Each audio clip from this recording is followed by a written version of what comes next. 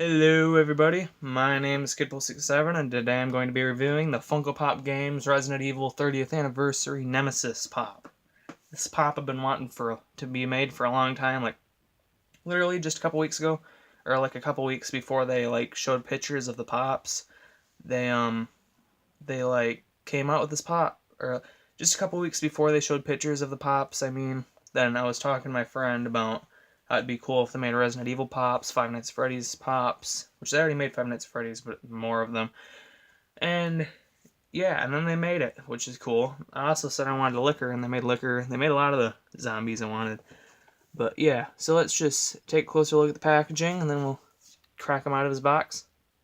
So you can see it says Nemesis right there. On the side of the packaging, you can see the nice artwork of Nemesis. By the way, guys, this is a pretty big pop. It's like, fills up the whole box pretty much. It's bigger than normal pops. This is Pop Games Resident Evil. Has a nice umbrella logo inside the 157 number, which is a nice touch. On the side, it says Pop Games once again. And you can see Nemesis again, another Nemesis, another number. In the back, you can see Pop Games Resident Evil 20th Anniversary.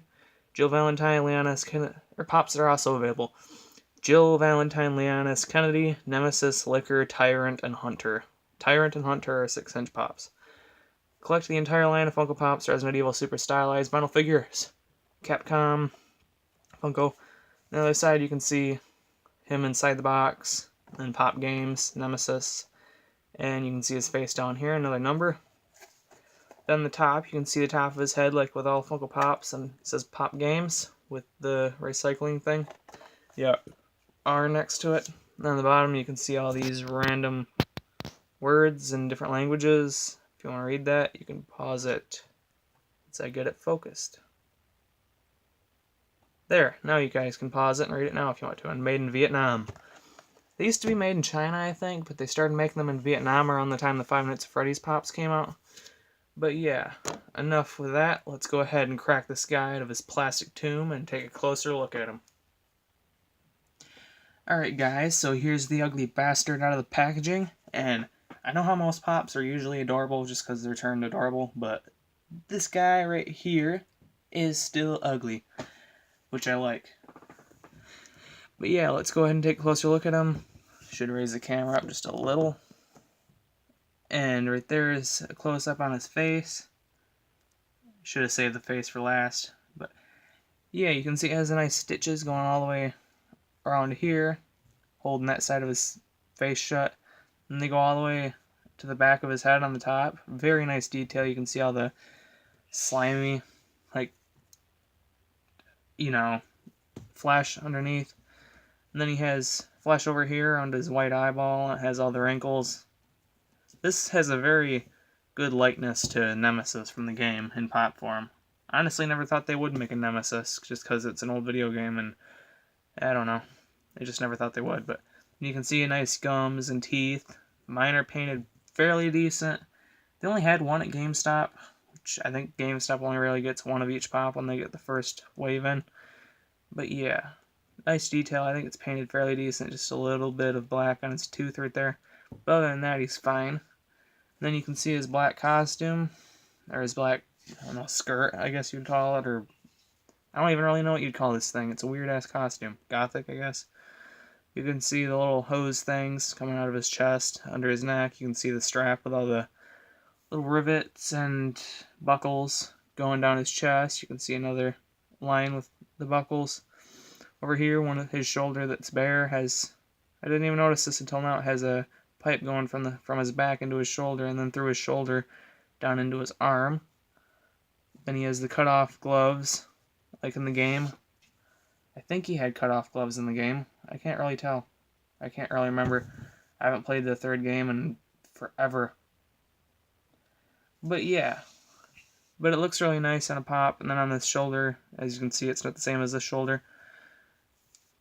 And then you can see he's holding a bazooka, which, yeah, I haven't played the game in years. I know he probably used a bazooka because bazookas always come with everything that like every figure ever made of him.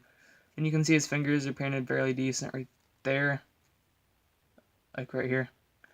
And then he has a skirt, nothing under the skirt, it's just like that.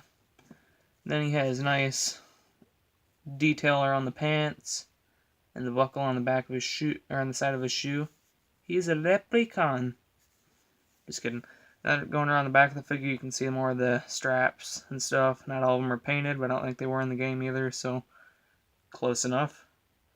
Yeah, it's very nice. On the back of his head, you can see the more detail. And this pop actually has some shading all over it. Like, it's hard to tell on camera, it just looks like it's mostly tan, but in person, you can see that this thing has tons of shading in between the tan to make it look flesh-colored. Really cool. Yeah, and then he has an extra deep wrinkle right there from where his eye is all screwed up. But yeah, this might be one of my new favorite pops of all time. I hope to pick up all the Resident Evil pops. Like, maybe not Jill Valentine, just because, just a chick that I don't really care for. I never really liked the character very much. But Leon is a must-have. The Licker, definitely pick up the Licker, or maybe more than one Licker. Then Tyrant is a May. Like, I might get it, and I might not. But yeah, I'm definitely going to pick up the Hunter. I don't know, the Hunter kind of looks weird to me in person, but yeah. I like how, with this pop, like, it kind of disappointed me, like, with the Locust Drone, because in pictures online, his teeth were really, like, sunken in, so they had tons of detail, but then when you get the pop, like, it's just, like, flat, like, there isn't hardly any detail, they're just sort of, like, mildly sculpted on. But with his cut is actually really deep and gross looking. His teeth are kind of cool. They're decent. I think his teeth are perfect, and so is the cut. For a pop form, anyway, of this character. But yeah, I'll just quickly do like a 360 look at him. There's the front. Then I'm slowly moving him. You can see the bazooka. And the buckles all over. Or the couple buckle on his hand and feet. The back, you can see it looks like that.